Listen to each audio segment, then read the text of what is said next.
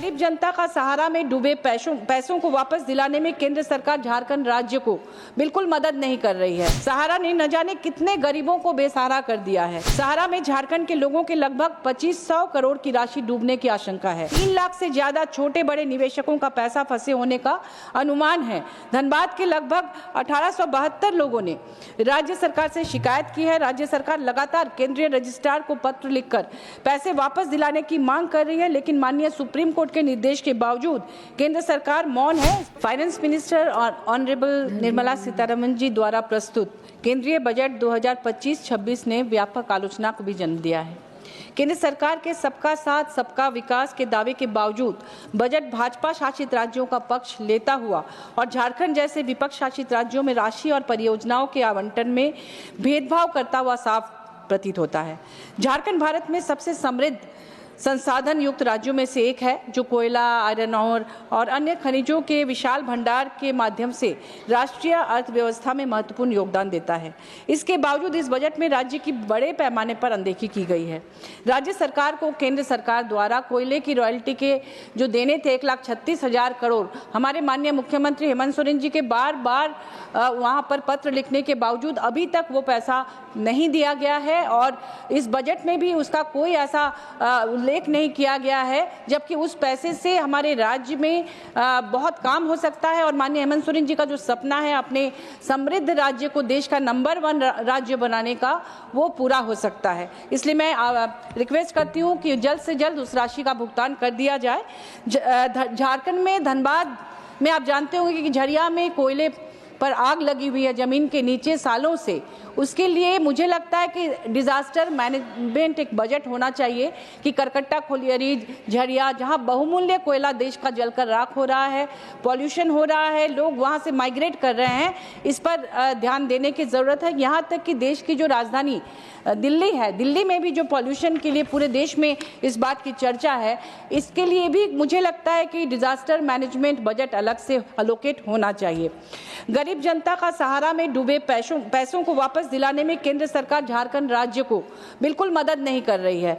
सहारा ने न जाने कितने गरीबों को बेसहारा कर दिया है। सहारा में झारखंड के लोगों के लगभग 2500 करोड़ की राशि डूबने की आशंका है। 3 लाख से ज्यादा छोटे बड़े निवेशकों का पैसा फंसे होने का अनुमान है। धनबाद के लगभग 1872 लोगों ने राज्य सरकार से शिकायत की है। राज्य सरकार लगातार केंद्रीय रजिस्ट्रार को पत्र लिखकर पैसे वापस दिलाने की मांग कर रही है, लेकिन माननीय सुप्रीम कोर्ट के निर्देश के बावजूद केंद्र सरकार मौन है। इस पर ध्यान देने की जरूरत है।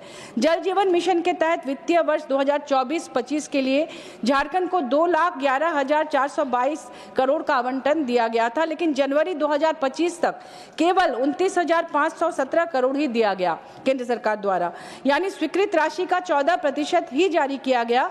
कई ऐसे इलाके हैं जहां हमारे राज्य में जहां जल की भयानक समस्या है, उसकी किल्लत है, हाहाकार मचा हुआ है। झारखंड का एक जिला है गांडे, जो बिहार से सटा, एक विधानसभा क्षेत्र है गांडे जो बिहार से सटा हुआ है। पिछले साल मई के महीने में मैं वहां गई थी तो मैंने देखा, एक व्यक्ति ने कहा गांव का कि मैंने 10 दिन तक वो स्नान नहीं किया था। वहां पर जितने भी जल स्रोत हैं लगभग सब सूख चुके हैं, चापानल, कुआं, कोई काम नहीं कर रहा है। इसलिए जल जीवन मिशन के लिए जो स्वीकृत राशि है वो अविलंब हमारे राज्य को दिया जाए। एनसीआरबी का 2022 का डेटा उठाकर देख ले, भारत में आत्महत्या दर 12.4 प्रति 1 लाख के साथ दुनिया में सबसे अधिक है और मानसिक विकारों का इलाज प्राप्त करने में 83% की कमी है, जो चिंताजनक है। इसके बावजूद मानसिक स्वास्थ्य को पर्याप्त वित्तीय समर्थन नहीं मिला। युवाओं और छात्रों में डिप्रेशन और आत्महत्या खत्म करने के लिए व्यापक स्वास्थ्य नीति और बड़े बजट की आवश्यकता है। झारखंड में रांची स्थित CIP भारत का सबसे पुराने और प्रतिष्ठित मानसिक स्वास्थ्य संस्थानों में से एक है, लेकिन इस वर्ष के बजट में इसी पूरी तरह से इसे नजरअंदाज किया गया है। यह संस्थान अपने वातावरण और जलवायु परिस्थितियों की वजह से मानसिक स्वास्थ्य देखभाल के लिए आदर्श माना जाता है, फिर भी केंद्र सरकार इसकी उपेक्षा कर रही है। जहां आपको पता होगा कि तेजपुर स्थित LGBRIMH को करोड़ों रुपए आवंटित किए गए हैं। वहीं सीआईपी रांची की उपेक्षा की गई है। यह मानसिक स्वास्थ्य सेवा के संसाधनों के असमान वितरण पर गंभीर सवाल खड़ा करता है और गैर भाजपा शासित प्रदेशों के साथ पक्षपात करने का एक उदाहरण प्रस्तुत करता है। इस बार के बजट में ऐसा प्रस्तावित है कि प्रधानमंत्री इंटर्नशिप योजना 2024 के तहत भारत सरकार देश के प्रमुख कंपनियों के साथ मिलकर अगले 5 वर्षों में 1 करोड़ युवाओं को इंटर्नशिप प्रदान करेगी। इंटर्नशिप के दौरान युवाओं को 5,000 प्रतिमाह का भत्ता मिलने की बात कही गई है, जिसमें 4500 रुपए प्रतिमाह सरकार देगी और 500 प्रतिमाह कंपनी देगी अपनी तरफ से। यहाँ इस बात की तरफ ध्यान दिया जाना जरूरी है कि 500 रुपए प्रतिमाह जो कंपनियां देंगी वह उनके पूर्व निर्धारित CSR से जाएगा। यानी इस तरह अगले 5 वर्षों में अपने CSR के मद में सीधे 500 करोड़ रुपए की कटौती कर दी जाएगी।